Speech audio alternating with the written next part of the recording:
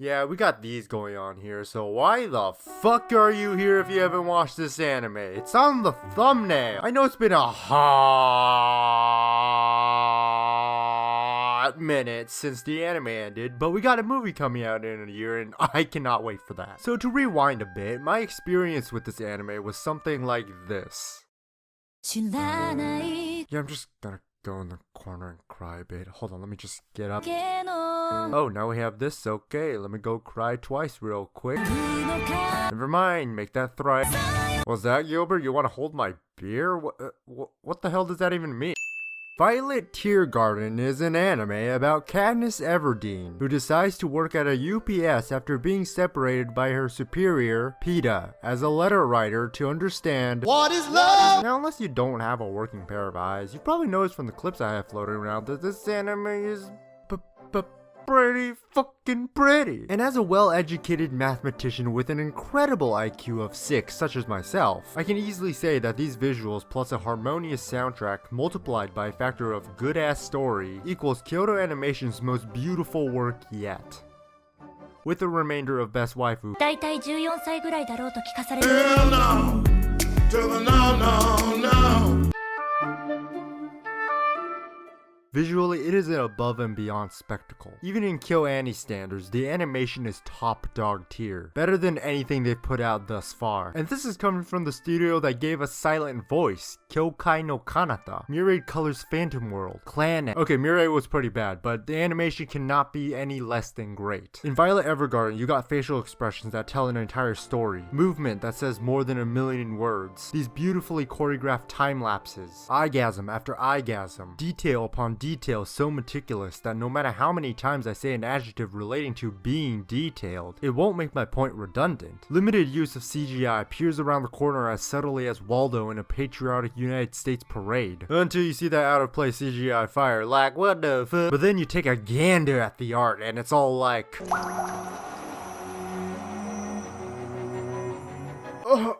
sorry, just give me a minute. It just came. I absolutely adore every artistic choice made, from the landscapes to Violet's mechanical arms. The anime uses a lot of greens and blues despite the majority of the series taking place in the city, which is uniquely charming. The vibrant colors and spectacular 1920s to 1930s feel is realistic enough to where I know where the creators took their inspiration from, but so imaginative that it possesses its own identity. Characters are equally stunning with designs and colors that display either an analogous or a less saturated scheme to them, allowing either a well-diverse contrast or a blend with the environment. You have Violet with this dirty white, brown, and dark blue paired against the city surroundings. You got Katlia with this bright red contrasting the office space, making her stand out in a subtle but impactful way. But the greatest achievement that this anime accomplishes artistically is its composition and depth. Foreground, middle ground, background. Traditionally, foreground is where your eyes go first. A great way to ensure this is to make sure the background is a simple motherfucker. What I mean is less detail. Hundreds upon hundreds of anime don't do this with their animation. Everything that moves is of equal detail on a fundamental aspect, and backgrounds have little to no atmospheric perspective, which is just a fancy man's way of saying perspective that includes dumb air particles. Most anime try to fake atmospheric perspective by just scaling things down and blur it. For animation? Okay, you know what? That makes sense. But for all those things out in the distance, bitch, who the hell do you think I am? You may fool stupid 14-year-old Billy still sucking on lollipops from the barber shop, but I'm a connoisseur of brilliance, okay? IQ of 2 right here, okay? You gotta lower that saturation, that contrast. Get that sky color in there. Be it blue, yellow, purple, green, red, I don't give a shit. Your sky can be whatever color it wants to be. But I better see that in your next acrylic painting commission, Junior. Violet, bring out a real man's work.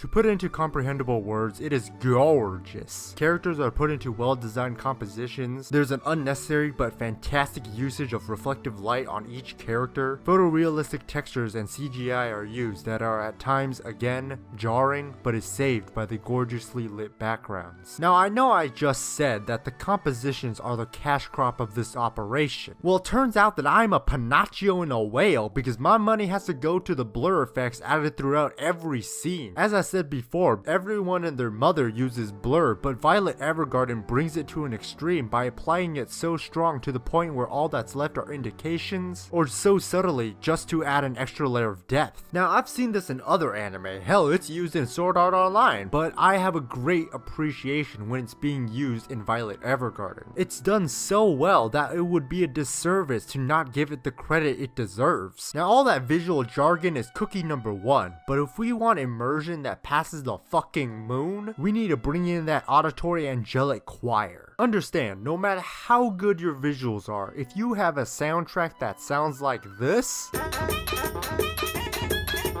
to complement the portrait of Jesus' resurrection, we're gonna have some problems. Luckily, Violet Evergarden goes like this. Now, unless you don't think the soundtracks that I've been playing in the back this entire time has some nice chords, scores, and shit, then you need to unclog that bullshit out of your ears, son, cause this is a jam. Frankly, I'm not the best at understanding good music. I fucking suck. I don't understand music theory. I can't identify instruments when they're being played. I can't read Korean. I don't even know how to play hot cross buns on the recorder. But what I can do is use my ears and form an opinion. And the moment I watched the first episode, I could just hear the marvelous soundtrack practically hugging the already spectacular art and animation. Now this might just be me, but the first thing I thought of when some of these soundtracks were being played was Harry Potter.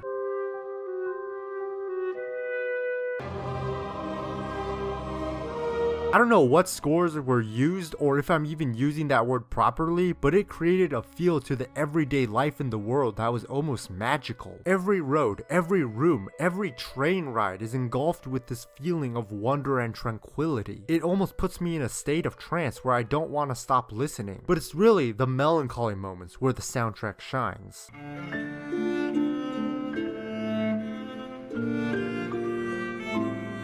Okay, enough of this external beauty bullshit. Time to ask the big question. Does this 47 megaton soundtrack playing over KyoAni's visual fireworks show complement a glorious story?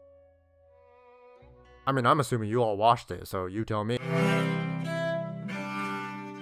I'm a big advocate on the message within. Something can be the most aesthetically pleasing thing in the world, but if there's nothing inside, fool, get that out of my face. We have a name for that in the YubTubs business. It's called clickbait. If the production value was what drew me in, then Violet Evergarden's magnificent story was what kept me invested to the end. Keep in mind, beauty, like many other things, is in the eye of the beholder. So in my mind, the mind of casual Flinnka, beauty is a learning experience that has balance. I'll be completely honest saying that out loud, I don't know what the hell that means, but I'll do my best to explain. In Violet Evergarden, the poster girl theme of the entire anime is connecting people together. But within the overarching storyline, there are many other subdued themes scattered across the anime. There's opening up to others, war, family, PTSD, accepting your sins, taking a leap of faith, free will. But when it comes to the beauty of this anime, there's really only two that deliver. And it does so in this 2-for-2 deal. Two themes being portrayed through two different experiences occurring at the same time per episode that slowly leads the audience towards the message of the story. The first of the two being the communication of love. What is love? Is the entire premise of Violet's journey, to find out what the meaning of those words given to her by Gilbert. Now love is an overused, saturated, generic ass theme, but execution is always the deciding factor. You know, don't judge a book by its cover? That shit. And my god, does Violet Evergarden bring only the most succulent of executions to the dining table. From the very beginning to the end, the communication of love presents itself in the story throughout Violet's own self-discovery and the lives that she encounters. You got this sister with her older brother broken by the war and the death of their parents, struggling to express her gratitude towards him. Sibling love. Writer girl 2 acting like an ungrateful, rebellious teenage girl towards her very nosy but loving parents. Family love. You have this princess-prince love story where the princess is worried whether or not her prince loves her back. Regular ass love. Even though she's 14 and he's like 24 or something, but that's not weird because it's the 1920s. Wait, that's still weird. Then you got this switch up where Mini Galileo doesn't understand love, but meeting Violet ironically helps him understand. Because, in case you didn't know, Violet is a fucking block of cement when it comes to emotions. 自動式人形に不適格でしょ。それは私あなたのことは聞いていません。 Damn, girl. In the very beginning, she is oblivious to what is love? But as she encounters different people in different situations, she slowly begins to understand what love is and how people use it to connect with others. In turn, it evolves her own understanding and interpretation of the feeling. What really makes Violet's journey alluring is that she is legitimately trying to understand this new experience. But since she was trained as a child to be the next James Bond, but without the sexy women, その通り。 but without the gadgets, she struggles to comprehend emotions. However, with each episode, she gets better and better at showing emotions with each client, each character she meets. And it's not just a one-sided thing. The sister is able to tell her brother her gratitude in a short but touching way through the letter that Violet writes. Iris is pushed out of her comfort zone, forcing her to recognize her immaturity. The princess is able to solidify her relationship with the prince. And Violet is maturing, finally developing a will of her own. But unfortunately, we have to chop everyone down a few pegs because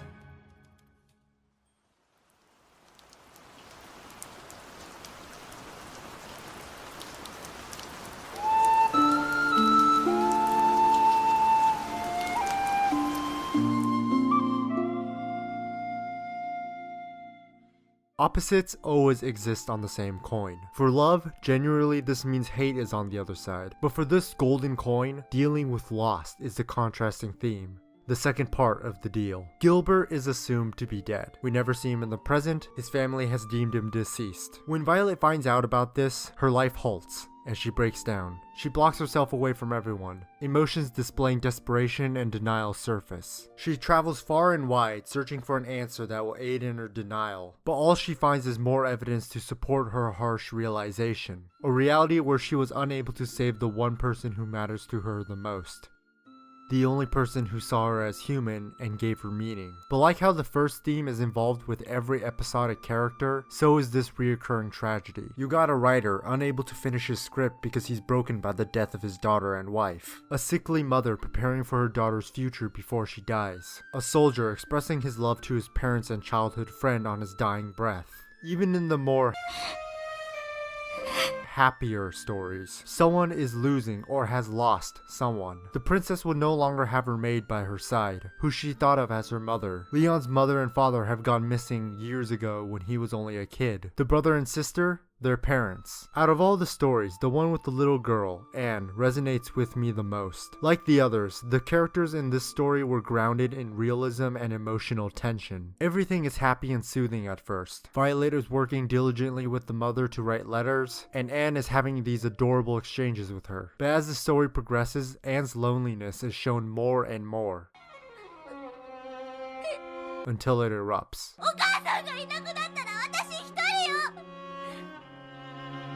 What really hurt wasn't Anne's words themselves, but the mother's reaction to them. The pain on her face followed by her tears were animated to an emotionally painful degree, and the soundtrack just captures the mood. You can see across the mother's face both the realization of her daughter's loneliness and a reminder that she will no longer be there for Anne much longer. It's heartbreaking, but all the stories express a similar experience, just in different levels of intensity. Their love for this other person in their lives has in ways defined them, and losing them halts their very being in place, constantly reminiscing the days they were there, but haunted by a present where they're not, unsure and frightened by a future without them. But it's exactly when they're at their lowest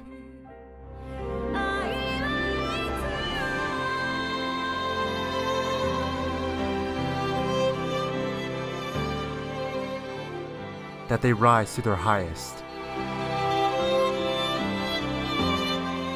From the very beginning, this anime challenged me. Flaunting its amazing production value and complex characters, I was immediately thrown into a world of unknown potential, asking myself, what will the story be trying to tell me? We can get an idea when Violet discovers Gilbert's death. As she's being crushed by the weight of her regret and sorrow, she's brought back by old man Roland, who she helps deliver letters throughout the night. Through this simple act, she's greeted by the happiness of others that she creates. This continues in the next day as she's walking around the city, witnessing the change that she was a part of. The princess is happily married, Leon has left the observatory in search for his parents, the writer has successfully produced his play. The fact that these characters are able to thaw out of their past-driven present and move forward reaffirms her purpose. Their revival is a reminder in itself to Violet that her impact has helped connect people. She no longer needs to live for someone else. She can and has become her own person.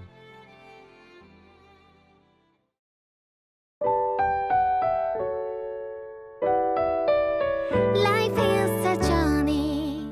Violet's story has been an oasis of stunning spectacle that enhances a journey of ups and downs, involving all she meets. She stumbles, falls along with many others, but learns and perseveres, and the result is an open future for all to strive for, with a past that guides, not hinders. We've watched not just Violet, but every character grow. We've watched them learn, cheered for them, sympathized with them. We admire the progress that has unfolded, reminisce to the beginning, compare it to the present, and feel part of the experience. And that right there is the beauty of Violet Evergarden.